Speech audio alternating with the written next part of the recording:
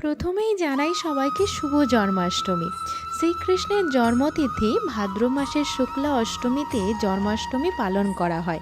বিশ্বাস করা হয় পাশবিক শক্তি যখন সত্য, সুন্দর ও পবিত্রতাকে গ্রাস করতে উদ্যত হয়, তখনই ধর্ম সংস্থাপনের জন্য ভক্তের প্রার্থনায় সাড়া দিয়ে ঈশ্বর অবতার রূপে পৃথিবীতে আসেন। আজকের দিনে শ্রীকৃষ্ণের জন্ম হওয়ায় জন্মাষ্টমী উৎসব পালন করা হয় বিভিন্ন জায়গায়। আর আমিও ঠিক একইভাবে আজকের দিনে সকাল সকাল স্নান সেরে গোপাল ঠাকুরের পুজো দিয়েছিলাম। আর আমার মেয়েকেও একটু গোপাল সাজিয়েছিলাম। আর তার সাথেই গোপালের প্রিয় সমস্ত খাবার বানিয়েছিলাম নিজের হাতেই। তালের নারকেল পিঠে, তালের লুচি, তালের বড়া, তালের ক্ষীর, আর বাড়িতেই বানানো মিল্কেক সন্দেশ আর আমভরা সন্দেশ। আজকে আমি গোপালের প্রসাদে গোপালের পছন্দের সমস্ত তালের খাবার রেখেছিলাম। ভিডিওটা ভালো লাগলে সাবস্ক্রাইব করতে ভুলো না।